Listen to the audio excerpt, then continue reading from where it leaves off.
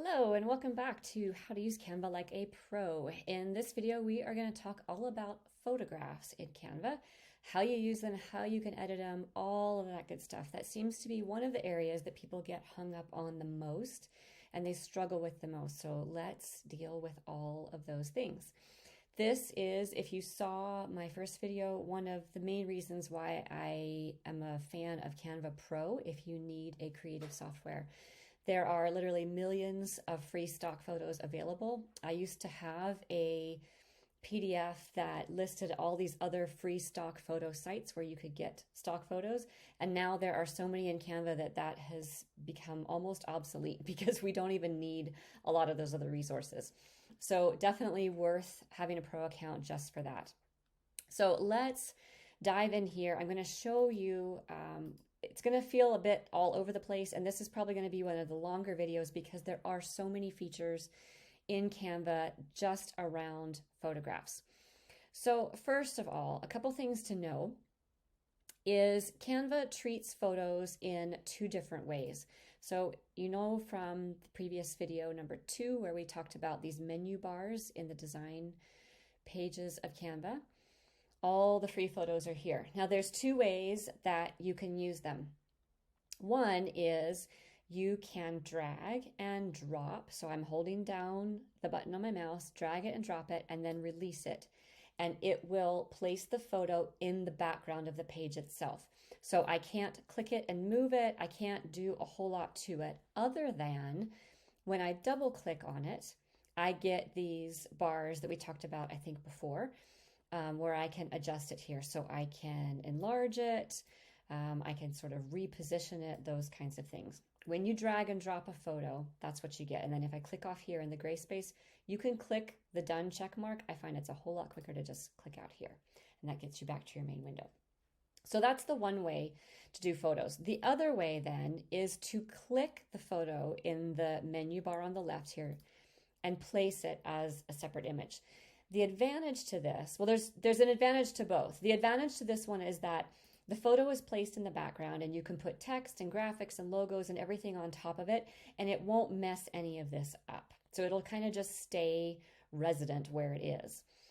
The advantage to placing a photo by clicking on the left side is that you get these extra crop bars. So the little lines in the center of each side on all 4 sides, those are crop handles. And you'll see when I go bigger, it's going to automatically want to fill up that space. I don't have that in the other options. So if I am wanting to place a photo and not fill up the entire page, so let's say I want to, let's see what we get here. So we can drag this up. These little corners, so once you've double clicked into it, the little bars that are on the side turn into these corner brackets. So you can expand it up here. I can drag this out. We can keep playing with it. We can move it all around. All of that happens here when you're treating the photos. Then you can still have other elements on the page. So if you go to your Elements tab on the left, let's say we can place a colored background. We're going to position that backwards so it goes behind the photo, enlarge it here, and it looks sort of like that. So those are the kinds of ways that you can treat it. The other thing to know about photos, we're just going to keep adding pages and playing here. When you go to Elements, you also have these grid options for the different frames, and you have frame options as well. So frames would be if you want a photo that's not square. So you could pick any of these shapes, treatments, all of that kind of stuff. But you also have an option with grids here. So you can see all of these. When you click this, it's going to fill the background with that. And then it treats each of these little sky icons with the green hills as separate photos. So for example, when you go into your photos here, and this isn't beautifully designed, I'm just really placing them so you can see how it's going to work. I can click and drag. So again, if I just click it, it's going to go like that. We don't want that. If I click and drag the photo, I can place it in one of the 2 areas there. Okay. So if I picked a grid with 4 squares or 9 squares or however many, you get a different photo option for each of those squares. And then let's just pick a different one here. So again, I'm clicking and dragging into there, right? Then I can go into each one and it will treat them separately. So I can drag the photo around, I can enlarge it, I can do all those kind of fun things here. And then same with this one. Okay, so that's how grids work with photos. Something else then, actually let's get into, I'm going to show you a few things here. Across the top, when you've got a photo, you've got some of these fun things that you can do. So you'll see the transparency and those kinds of things are the same. But with photos, you get some of these features. So cropping, that would be, that would function on these type of images. You can crop it, but you can also flip it. So let's take a whole different photo here. Let's say I'm going to pull a photo that I used before. So if I can go to my recently used, let's drag and drop this one.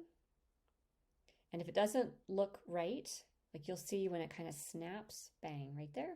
That's what you want. So we can take this image and we can flip it vertical. So let's say I want to have text at the bottom for some specific reason. I can flip the image like that. I can flip it left to right, but obviously on this photo, that's not going to make a whole lot of difference. So don't worry about that. That's how that treats it. Info is going to tell you the info about that photo. So it kind of gives you the same options as the 3 dots on the left. You can add it to your likes, you can add it to a folder so you can keep it in your Canva free stock photo folder that we talked about earlier. And it gives you these other keywords that you could search from if you want to find a similar image. Okay, so all those things are possible there. When you get into the really fun stuff with photos is this edit image option.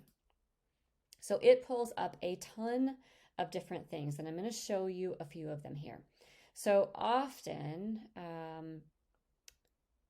these are sort of the main adjustments that you might use. So brightness basically means how light or dark it is. So if you've ever used a photo editing app like Color Story or Visco or anything like that, it's similar to that. So you can adjust the brightness of the actual photo. Maybe the background is a little bit too dark and you want to have text on it. You can change that there. Contrast changes how white the whites are and how dark the darks are. So everything in the middle is sort of average. If you bump it up, you'll see the darks are getting really dark and the white is totally blasted out. When you go down, it sort of starts to muddy the whole thing up, right? And then saturation is affecting the color itself. How blue is the blue? How reds are the red? How red are the reds? All those kinds of things. And then when you click here, you can see that there are more adjustments. And you can I would encourage you to just go in and play with them. With the type of photo that you're normally going to use. If you're going to use a nature photo, use that. If you're going to use a photo of people, use that. And explore what all these different options are, because there's a lot of possibility in there. Something else that you should be aware of, one of the features that is commonly used, and let's just add another page here because it's easier to show you this way. So if I go back to my recently used photos, and if I didn't want to use these, again, just like I mentioned before, you can search any word, any color. You can just search, I could just search red, and it would give me all kinds of photos of red things, red backgrounds, red textures, red patterns, red umbrellas. Like, it's kind of fun to see the kinds of things that come up when you do that. So let's take this one here.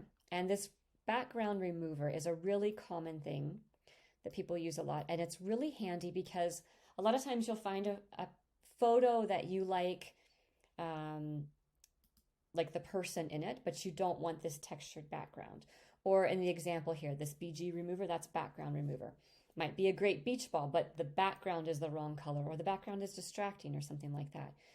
If you use the background remover, it is so smart in how it removes the extra stuff here. So you'll see it actually does it pretty quickly.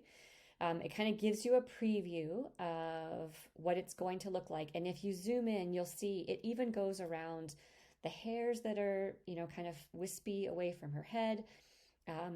It can tell the difference between that beige background and her beige t-shirt. So it does a really, really good job in deciding what's background and what's the actual person or object. If it looks the way you want it to look, then you just click erase, and it's going to remove that and apply. And that is then gone. So now what you could do is you could place a different photo in the background, or you could place a colored block in the background, and have it much more in line with your brand and the look that you're going for, and still use that photo, but in a way that's more appropriate for you. So let's see if I push this to the background there. That's sort of how it can look. So different feeling, different vibe, but totally works. The other thing is I can take this, I can Command C, copy it. Let's see here. Double clicking. Okay, I'm going to blow this up a little bit more here, so the water covers more of the image. And then I'm going to Command V, paste. And you get something like that. So not something I would typically recommend, but maybe there's a picture of trees in the background, or snow, or a crowd of people. There's so much possibility that just start thinking of all those different options, and how those can work together. Another fun thing is a lot of times I will get people asking, well, I like this. So here's an example that's really bright. I like this picture of feathers. For some reason, it fits with the theme of my blog topic or whatever that might be. But hot pink is not my brand color. It really needs to be red or something like that. So that is where some of these other filters under this Edit Image tab can be used. So one that I often use is the photogenic. Photogenic is one of, it's normally down here, but because I've used it before, all the ones you use are going to come up to the top here. So that is an option. But you'll see here, you can change to all kinds of things. And then when you click this button, see how you get these little control bar icon in the middle? You can click that and you can adjust it even more from in here. So I can change the color, I can change the saturation, so it's going to get really dark and weird, or it's going to get really pale. So much that you can do with these extra features. There's other things like duotone is really fun sometimes. So duotone, from the word duo, means two. So it takes any photo and basically strips it down to two colors. And the great thing with this one is you can actually use your own custom colors for this. So let's say for my brand, I'm going to say this one, and it's going to give me that basic option. But when I click this, so that blue isn't exactly my brand blue, but it's kind of close. So I can click on these and I can pick my brand colors. I can click on that one and I can pick the light one, and might not be exactly what I'm looking for, but this is just to give you an idea of what's possible. All right. So sometimes removing the background really works well. Sometimes replacing the background or using these other kind of filters works really well too. So there is so much possibility in here of ways that you can treat your photography. A great one as well is, it's thinking for a second, let's let it catch up here, is the smart mockups. So if maybe you're announcing a new website launch or something like that, you can use these photos here. Come on.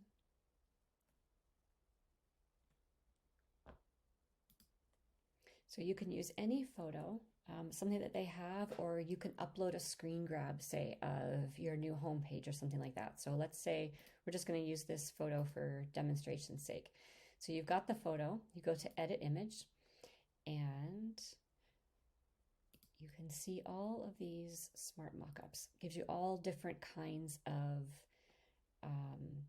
themes, so computers, phones, note cards, all of that kind of stuff. So you could pick your photo and then click the mockup that you want it to have, and it's going to fill that blue square with the photo that you chose. So just like that. So it works great with screen grabs that you take either from your computer or from your phone, and it just fills it in nice and seamless. We used to have to do this really kind of complicated and labor intensive in Photoshop, and Canva has made it really, really simple. So don't forget that those are all also really great options for you.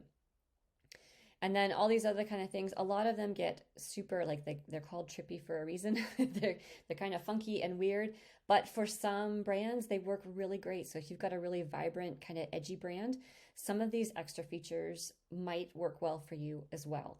I find that most of the clients I have, not so much, they're not really a great fit, but they are kind of fun to play with. So that's sort of an overview of all the different types of things you can do with photos. I hope this has been helpful. Stay tuned for more tutorials.